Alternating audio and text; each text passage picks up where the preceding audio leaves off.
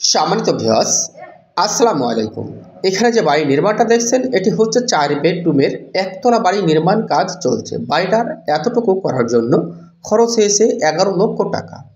এতটুকু করার জন্য আমাদের খরচ হয়েছে 11 লক্ষ টাকা। তাহলে এই বাড়িটি গাঁথা কমপ্লিট করে ছাদ করতে আমাদের কত টাকা খরচ হবে এবং এই বাড়িটি A to Z কমপ্লিট করতে কত টাকা খরচ হবে, পুরো তথ্যটা আজকের এই ভিডিও থেকে আপনারা জানবেন।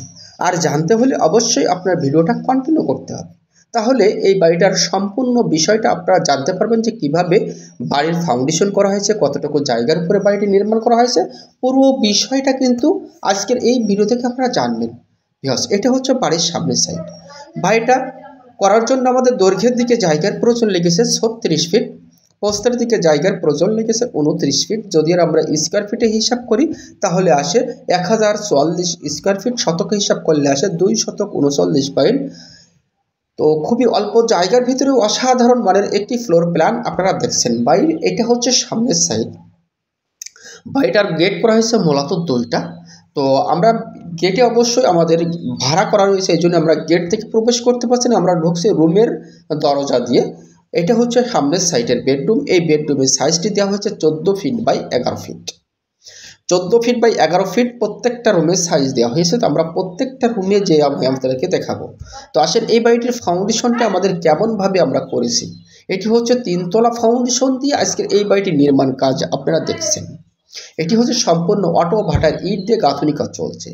এখানে অটো হোক আর আপনার লোকাল ভাটা হোক, ভাটা যেটাই হোক, ইট আপনার যে ভাটারই হোক, যদি আপনার বিল্ডিংয়ের মিস্ত্রি ভালো হয়ে থাকে তাহলে অবশ্যই আপনার কাজটা সুন্দর হবে। অবশ্যই আপনার কাজ সুন্দর করতে হলে দক্ষ কন্ট্রাক্টর দরকার, দক্ষ মিস্ত্রি দরকার। সেইভাবেই কিন্তু এই বিল্ডিংয়ের কাজগুলো আপনারা দেখছেন। চমৎকার একটি কাজ আপনারা দেখছেন। অবশ্যই এই যে কলমের সাইড যে আপনি গাঁথুনিটা দেখছেন, অবশ্যই এই কলমের সাথে এই ওয়ালটা, এই পিলারটা গাঁথা অত্যন্ত জরুরি। তার কারণ এখানে দরজা রাখা হয়েছে, আর দরজার সাইডে এই ওয়ালটি অবশ্যই আপনার দিতে হবে। দর্শক বন্ধুরা, এটি হচ্ছে 3 তলা ফাউন্ডেশনের জন্য আমাদের আসলে কিভাবে কাজগুলো করেছি যদি আমরা একটু খেয়াল করে শুনি, তাহলে অবশ্যই আপনার পুরো তথ্য আপনি পেয়ে যাবেন। বেস থেকে আমাদের সর্বপ্রথমে আমরা যে বেসের যে কাজগুলো করেছি, আমাদের এখানে বিল্ডিং কলমের প্রয়োজন হয়েছে 15টা কলমের ভিতরে আমরা 10টা কলমের বেস কেটেছি আমরা 5 ফিট বাই 5 ফিট, আর 5টা কলমের বেস আমরা কেটেছি 5 ফিট বাই 6 ফিট। কেটে আমাদের সম্পূর্ণ 16 মিলি রড ইউজ করা হয়েছে। হুক মাটাম দিয়ে আমাদের বেসের রডটি বাধাই করা হয়েছে এবং বেসের ঢালাইটি করেছি আমরা 18 ইঞ্চি। এবং এই যে কলমে যা দেখছেন 15টা কলমে রড ইউজ করা হয়েছে আমাদের 6 পিস করে 16 মিলি রড, এবং মিডিল পজিশনের কিছু কলমে আমরা রড ইউজ করেছি 8 পিস করে 16 মিলি রড। এবং এর যে গ্যারেট বিমের কাজগুলা করেছি সম্পূর্ণ 15 ইঞ্চি বাই 10 ইঞ্চি গ্যারেট বিমের কাজগুলা করা হয়েছে, সম্পূর্ণ 16 মিলি রড ইউজ করা হয়েছে। কিন্তু এখানে আমাদের দরকার ছিল 8 মিলি রড না, দরকার ছিল 10 মিলি রডের রিং ইউজ করা। সেই জায়গা থেকে আমরা 8 মিলি রডের রিং ইউজ করেছি। তো এই জায়গা থেকে আপনারা যারা বিল্ডিং নির্মাণ করবেন অবশ্যই ফাউন্ডেশন বেশি দিলে আপনি 10 মিলি রডের রিং ইউজ করবেন। সেক্ষেত্রে আপনার বিল্ডিংটি আরও অধিক শক্তি হবে, অধিক লোড আপনার বিল্ডিংয়ে নিতে পারবে। দর্শক বন্ধুরা, এটা হচ্ছে দেখছেন বিষয়টা, বিষয়টা একটু খেয়াল করে দেখেন তাহলে অবশ্যই বুঝতে পারবেন, আরও ভালোভাবে বুঝতে পারবেন আপনারা এই ড্রয়িং প্ল্যানটা দেখলে। দর্শক বন্ধু, তাহলে এই বাড়িটির এতটুকু করার জন্য আমাদের খরচ হয়েছে 11 লক্ষ টাকা। তাহলে এই বিল্ডিংটি গাঁথনি সহ কমপ্লিট করতে, আপনার ছাদ সহ গাঁথনি করতে আপনার খরচ হবে, এই বিল্ডিংয়ের এখনও অতিরিক্ত খরচ আছে 4.5 থেকে 5 লক্ষ টাকা। তাহলে আপনার 16 লক্ষ টাকার মতো হলে এই বিল্ডিংটি আপনি ছাদ করতে পারবেন। এবং এই বিল্ডিংটি A to Z কমপ্লিট করতে, কমপ্লিট করতে আপনার এই বিল্ডিংটাতে খরচ আসবে মিনিমাম 27 থেকে 28 লক্ষ টাকা।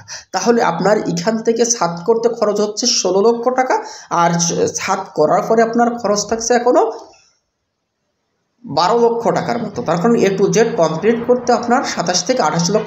ফ্লোর প্ল্যানটি আপনারা দেখছেন, এটা হচ্ছে সিঁড়ি এবং সিঁড়ির নিচ দিয়ে হচ্ছে মেন গেট। ঢুকে আমরা সর্বপ্রথমে পাবো হচ্ছে ড্রয়িং এবং ডাইনিং, এবং সামনের সাইডে আমরা পেয়ে যাব 2টা বেডরুম, 2 সাইডে হচ্ছে 2টা বেডরুম। বেডরুমের সাইজ দেওয়া হয়েছে 14 ফিট বাই 11 ফিট।